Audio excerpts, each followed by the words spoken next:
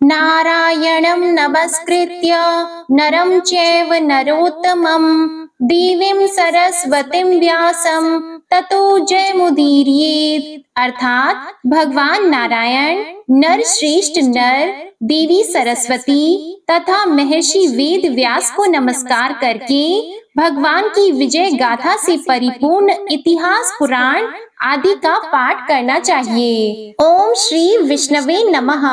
मैं हूँ वामिका और आप सभी का हमारे चैनल आध्यात्मिक सागर में एक बार फिर से बहुत बहुत स्वागत है। आप सभी का दिन शुभ और मंगलमय हो और भगवान श्री नारायण की कृपा आप पर सदा बनी रहे। इससे पहले चैत्र मास महात्म्य की कथाओं को प्यार से सुनने के लिए, उन्हें लाइक और कमेंट्स करने के लिए आप सभी को बहुत बहुत धन्यवाद। आज से आप हमारे चैनल पर हर दिन नियम से वैशाख मास महात्म्य के अध्याय सुनेंगे। इसके लिए आप हमारे चैनल को सब्सक्राइब करके बेल आइकन जरूर प्रेस करिएगा, जिससे कि हमारे चैनल पर अपलोड होने वाली सभी वीडियोस की नोटिफिकेशन आपको समय पर मिल सके। अब सुनिए आज की वैशाख मास महात्म्य का अध्याय 1। श्री सूत जी कहते हैं, राजा अम्बरीश ने परमेष्ठी ब्रह्मा के पुत्र देवर्षि नारद से पुण्यमयी वैशाख मास का महात्म्य इस प्रकार पूछा। ब्राह्मण, मैंने आपसे सभी महीनों का महात्म्य सुना। उस समय आपने यह कहा था कि सभी महीनों में वैशाख मास श्रेष्ठ है। इसलिए यह बताने की आप कृपा करें कि वैशाख मास क्यों भगवान विष्णु को प्रिय है और उस समय कौन कौन से धर्म भगवान विष्णु के लिए प्रीति कारक हैं। तब नारद जी ने कहा, वैशाख मास को ब्रह्मा जी ने सब मासों में उत्तम सिद्ध किया है। वह माता की भांति सब जीवों को सदा अभीष्ट वस्तु प्रदान करने वाला है। धर्म, यज्ञ, क्रिया और तपस्या का सार है। संपूर्ण देवताओं द्वारा पूजित है। जैसे विद्याओं में वेद विद्या, मंत्रों में प्रणव, वृक्षों में कल्प वृक्ष, धेनुओं में कामधेनु, देवताओं में विष्णु, वर्णों में ब्राह्मण, प्रिय वस्तुओं में प्राण, नदियों में गंगा जी, तेजों में सूर्य, अस्त्र शस्त्रों में चक्र, धातुओं में स्वर्ण, वैष्णवों में शिव तथा रत्नों में कौस्तुभ मणि है, उसी प्रकार धर्म के साधन भूत महीनों में वैशाख मास सबसे उत्तम है। संसार में इसके समान भगवान विष्णु को प्रसन्न करने वाला दूसरा कोई मास नहीं है। जो वैशाख मास में सूर्योदय से पहले स्नान करता है, उससे भगवान विष्णु निरंतर प्रीति करते हैं। पाप तभी तक गरजते हैं जब तक जीव वैशाख मास में प्रातः काल जल में स्नान नहीं करता।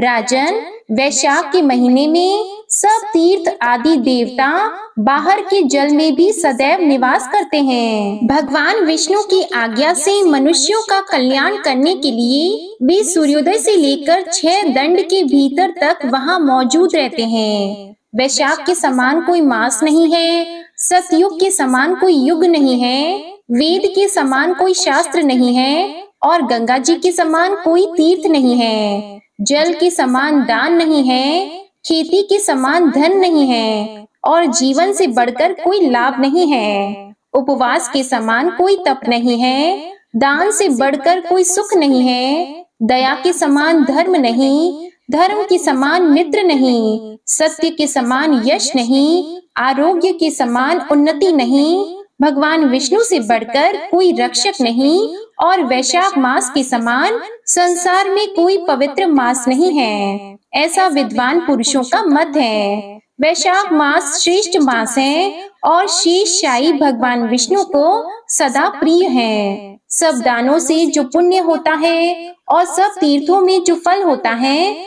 उसी को मनुष्य वैशाख मास में केवल जल दान करके प्राप्त कर लेता है। जो जल दान में असमर्थ है, ऐसे ऐश्वर्य की अभिलाषा रखने वाले पुरुष को उचित है कि वह दूसरों को प्रबोध करे, दूसरे को जल दान का महत्व समझाए।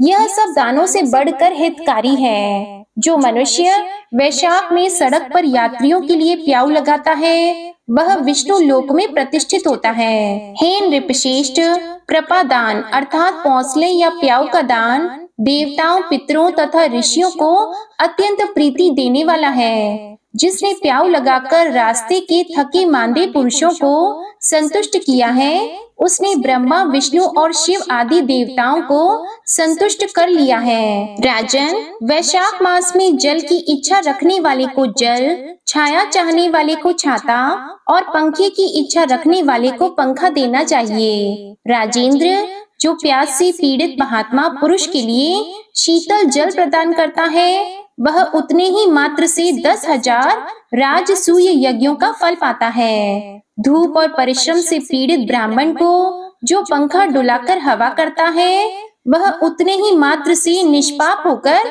भगवान का पार्षद हो जाता है। जो मार्ग से थके हुए श्रेष्ठ ब्राह्मण को वस्त्र से भी हवा करता है, वह उतने से ही मुक्त होकर भगवान विष्णु के सायुज्य को प्राप्त कर लेता है। जो शुद्ध चित्त से ताड़ का पंखा देता है, वह सब पापों का नाश करके ब्रह्मलोक को जाता है। जो विष्णु प्रिय वैशाख मास में पादुका दान करता है, वह यमदूतों का तिरस्कार करके विष्णु लोक में जाता है। जो मार्ग में अनाथों के ठहरने के लिए विश्रामशाला बनवाता है, उसके पुण्य फल का वर्णन किया नहीं जा सकता। मध्याह्न में आए हुए ब्राह्मण अतिथि को यदि कोई भोजन दे तो उसके फल का अंत नहीं है। राजन, अन्नदान मनुष्यों को तत्काल तृप्त करने वाला है, इसलिए संसार में अन्न के समान कोई दान नहीं है। जो मनुष्य मार्ग के थके हुए ब्राह्मण के लिए आश्रय देता है, उसके पुण्य फल का वर्णन नहीं किया जा सकता। हे भूपाल, जो अन्नदाता है, वह माता पिता आदि का भी विस्मरण करा देता है। इसलिए तीनों लोकों के निवासी अन्नदान की ही प्रशंसा करते हैं। माता और पिता केवल जन्म के हेतु हैं, पर जो अन्न देकर पालन करता है, मनीषी पुरुष इस लोक में उसी को पिता कहते हैं। नारद जी कहते हैं, वैशाख मास में धूप से तपे और थके मांदे ब्राह्मणों को श्रम नाशक सुखद पलंग देकर मनुष्य कभी जन्म मृत्यु आदि के क्लेशों से कष्ट नहीं पाता। जो वैशाख मास में पहनने के लिए कपड़े और बिछावन देता है, वह उसी जन्म में सब भोगों से संपन्न हो जाता है और समस्त पापों से रहित होकर ब्रह्म निर्वाण यानी मोक्ष को प्राप्त होता है। जो तिनके की बनी हुई या अन्य खजूर आदि के पत्तों की बनी हुई चटाई दान करता है, उसकी उस चटाई पर साक्षात भगवान विष्णु शयन करते हैं। चटाई देने वाला बैठने और बिछाने आदि में सब ओर से सुखी रहता है। जो सोने के लिए चटाई और कंबल देता है, वह उतने ही मात्र से मुक्त हो जाता है। निद्रा से दुख का नाश होता है, निद्रा से थकावट दूर होती है और वह निद्रा चटाई पर सोने वाले को सुख पूर्वक आ जाती है। धूप से कष्ट पाए हुए श्रेष्ठ ब्राह्मण को जो सूक्ष्मतर वस्त्र दान करता है, वह पूर्ण आयु और परलोक में उत्तम गति को पाता है। जो पुरुष ब्राह्मण को फूल और रोली देता है, वह लौकिक भोगों का भोग करके मोक्ष को प्राप्त होता है। जो खस, कुश और जल से वासित चंदन देता है, वह सब भोगों में देवताओं की सहायता पाता है तथा उसके पाप और दुख की हानि होकर परमानंद की प्राप्ति होती है। वैशाख के धर्म को जानने वाला जो पुरुष गोरोचन और कस्तूरी का दान करता है, वह तीनों तापों से मुक्त होकर परम शांति को प्राप्त होता है। जो विश्रामशाला बनवाकर प्याऊ सहित ब्राह्मण को दान करता है, वह लोकों का अधिपति होता है। जो सड़क के किनारे बगीचा, पोखरा, कुआं और मंडप बनवाता है, वह धर्मात्मा है, उसे पुत्रों की क्या आवश्यकता है। उत्तम शास्त्र का श्रवण, तीर्थ यात्रा, सत्संग, जलदान, अन्नदान, पीपल का वृक्ष लगाना तथा पुत्र, इन 7 को विज्ञ पुरुष संतान मानते हैं। जो वैशाख मास में तापनाशक तक्र दान करता है, वह इस पृथ्वी पर विद्वान और धनवान होता है। धूप के समय मट्ठे के समान कोई दान नहीं, इसलिए रास्ते के थके मांदे ब्राह्मण को मट्ठा देना चाहिए। जो वैशाख मास में धूप की शांति के लिए दही और खांड दान करता है तथा विष्णु प्रिय वैशाख मास में जो स्वच्छ चावल देता है,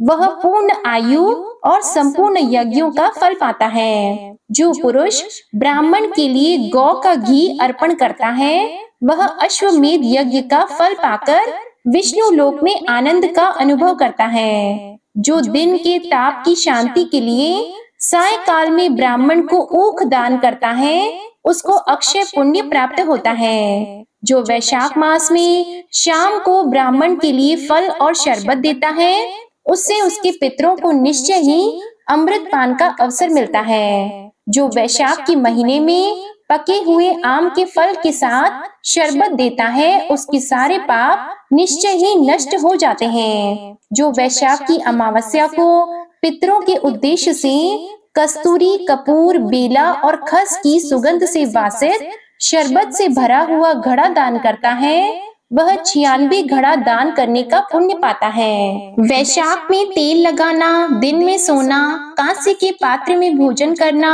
खाट पर सोना, घर में नहाना, निषिद्ध पदार्थ खाना, दोबारा भोजन करना तथा रात में खाना, ये 8 बातें त्याग देनी चाहिए। जो वैशाख में व्रत का पालन करने वाला पुरुष पद्म पत्ते में भोजन करता है वह सब पापों से मुक्त होकर विष्णु लोक में जाता है। जो विष्णु भक्त पुरुष वैशाख मास में नदी स्नान करता है वह 3 जन्मों के पाप से निश्चय ही मुक्त हो जाता है। जो प्रातः काल सूर्योदय के समय किसी समुद्र गामिनी नदी में वैशाख स्नान करता है वह 7 जन्मों के पाप से तत्काल छूट जाता है। जो मनुष्य 7 गंगाओं में से किसी में उष काल में स्नान करता है वह करोड़ों जन्मों में उपार्जित किए हुए पाप से निसंदेह मुक्त हो जाता है। जानवी, गंगा, वृद्ध गंगा, गोदावरी, कालिंदी, यमुना,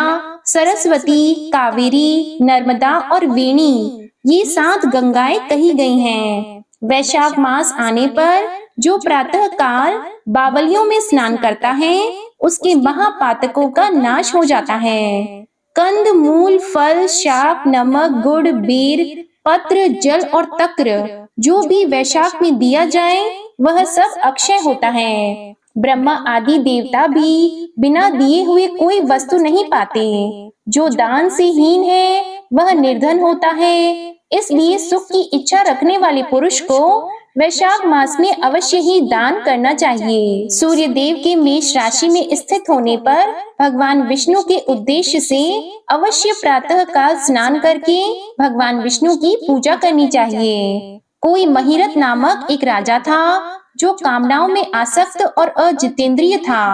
वह केवल वैशाख स्नान के सुयोग से स्वतः वैकुंठ धाम को चला गया।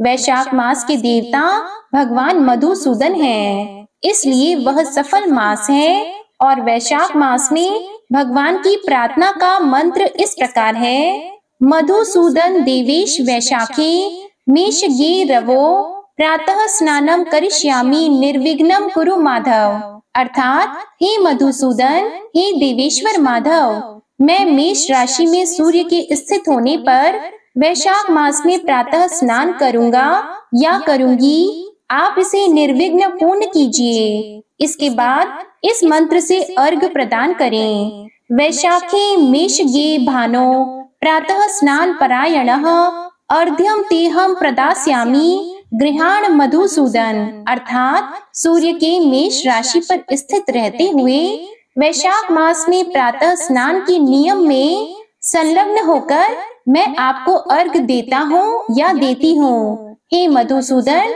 आप इसे ग्रहण कीजिए। इस प्रकार अर्घ्य समर्पण करके स्नान करें। फिर वस्त्रों को पहनकर संध्या तर्पण आदि सब कर्मों को पूरा करके वैशाख मास में विकसित होने वाले पुष्पों से भगवान विष्णु की पूजा करें। उसके बाद वैशाख मास के महात्म्य को सूचित करने वाली भगवान विष्णु की कथा सुने। ऐसा करने से कोटि जन्मों के पापों से मुक्त होकर मनुष्य मोक्ष को प्राप्त होता है। यह शरीर अपने अधीन है, जल भी अपने अधीन ही है, साथ ही अपनी जिह्वा भी अपने वश में है। इसलिए इस स्वाधीन शरीर से स्वाधीन जल में स्नान करके स्वाधीन जिह्वा से हरि इन 2 अक्षरों का उच्चारण करें। जो वैशाख मास में तुलसी दल से भगवान विष्णु की पूजा करता है वह विष्णु की सायुज्य मुक्ति को पाता है। अतः अनेक प्रकार के भक्ति मार्ग से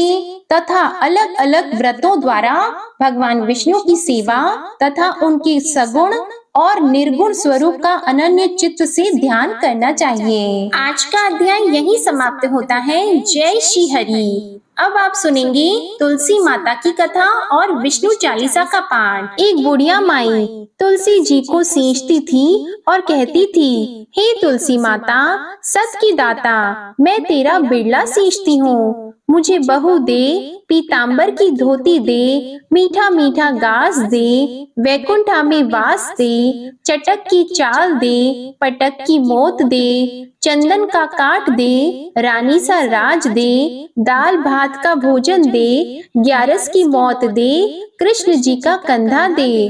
तब तुलसी माता यह सुनकर सूखने लगी। तो भगवान ने पूछा, हे तुलसी, तुम क्यों सूख रही हो? तो तुलसी माता ने कहा कि एक बुढ़िया रोज आती है और यही बात कह जाती है, मैं सब बात तो पूरा कर दूंगी, लेकिन भगवान कृष्ण का कंधा कहाँ से लाऊंगी? तो भगवान बोले, जब वो मरेगी तो मैं अपने आप कंधा दे आऊंगा, तू बुढ़िया माई से कह देना। जब बुढ़िया माई मर गई, सब लोग आ गए। जब माई को ले जाने लगे तो वह किसी से नहीं उठी। तो भगवान श्री कृष्ण एक बार 12 बरस के बालक का रूप धारण करके आए और बालक ने कहा, मैं कान में एक बात कहूँगा तो बुढ़िया माई उठ जाएगी। बालक ने बुढ़िया माई के कान में कहा, बुढ़िया माई, मन की निकाल ले, पीतांबर की धोती ले, मीठा मीठा घास ले, वैकुंठा में वास ले, चटक की चाल ले, पटक की मौत ले, कृष्ण जी का कंधा ले। यह सुनकर बुढ़िया माई हल्की हो गई। तो भगवान श्री कृष्ण ने उन्हें कंधा दिया और बुढ़िया माई को मुक्ति मिल गई। हे तुलसी माता, जैसे बुढ़िया माई को मुक्ति दी वैसे ही सबको देना। प्रेम से बोलिए श्री तुलसी महारानी की जय, भगवान श्री कृष्ण की जय। अब आप सुनिए विष्णु चालीसा का पाठ। विष्णु सुनिए विनय सेवक की चित लाए, कीरत कुछ वर्णन करो दीजिए ज्ञान बताए। नमो विष्णु भगवान खरारी, कष्ट नशावन अखिल बिहारी, प्रबल जगत में शक्ति तुम्हारी, त्रिभुवन फैल रही उजियारी। सुंदर रूप मनोहर सूरत, सरल स्वभाव मोहनी मूरत, तन पर पीतांबर अति सोहत, बैजंती माला मन मोहत। शंख चक्र कर गदा विराजे, देखत दैत्य असुर दल भाजे। सत्य धर्म मद लोभन गाजे, काम क्रोध मद लोभन छाजे। संत भक्त सज्जन मन रंजन, धनुज असुर दुष्टन दल गंजन। सुख उपजाए कष्ट सब भंजन, दोष मिटाय करत जन सज्जन। पाप काट भव सिंधु उतारण, कष्ट नाश कर भक्त उबारण। करत अनेक रूप प्रभु धारण, केवल आप भक्ति के कारण। धरणी धेनु बन तुम ही पुकारा, तब तुम रूप राम का धारा। भार उतार असुर दल मारा, रावण आदिक को संहारा। आप वराह रूप बनाया, हिरण्याक्ष को मार गिराया। धर्मस्य तन सिंधु बनाया, 14 रत्नन को निकलाया। अमिलख असुरन द्वंद मचाया, रूप मोहिनी आप दिखाया। देवों को अमृत पान कराया, असुरन को छवि से बहलाया। कूर्म रूप धर सिंधु मझाया, मंदराचल गिरि तुरत उठाया। शंकर का तुम फंद छुड़ाया, भस्मासुर को रूप दिखाया। वेदन को जब असुर डुबाया, कर प्रबंध उन्हें ढूंढवाया, मोहित बनकर खल ही नचाया, उस ही कर से भस्म कराया। असुर जलंधर अति बलदाई, शंकर से उनकी न लड़ाई। हार पार शिव सकल बनाई, कीन सती से छल खल जाई। सुमिरन कीन तुम्हें शिव रानी, बतलाई सब विपत कहानी। तब तुम बने मुनीश्वर ज्ञानी, वृंदा की सब सुरति भुलानी। देख तीन धनुज शैतानी, वृंदा आए तुम्हें लपटानी। हो स्पर्श धर्म क्षति मानी, हना असुर उर शिव शैतानी। तुमने ध्रुव प्रहलाद उबारे, हिरणाकुश आदिक खल मारे। गणिका और अजामिल तारे, बहुत भक्त भव सिंधु उतारे। हरहु सकल संताप हमारे, कृपा करहु हरि सिरजनहारे। देखहु मैं निज दर्श तुम्हारे, दीप बंधु भक्तन हितकारे। चाहता आपका सेवक दर्शन, करहु दया अपनी मधुसूदन। जानो नहीं योग्य जब पूजन, होय यज्ञ स्तुति अनुमोदन। शील दया संतोष सुलक्षण, विदित नहीं व्रत बोध विलक्षण। करहु आपका किस विधि पूजन, कुमति विलोक होत दुख भीषण। करहु प्रणाम कौन विधि सुमिरन, कौन भांति मैं करहु समर्पण। सुर मुनि करत सदा सेवकाई, हर्षित रहत परम गति पाई। दीन दुखिन पर सदा सहाई, निज जन जान लेव अपनाई। पाप दोष संताप नशाओ, भव बंधन से मुक्त कराओ। सुत संपत्ति दे सुख उपजाओ, निज चरणन का दास बनाओ।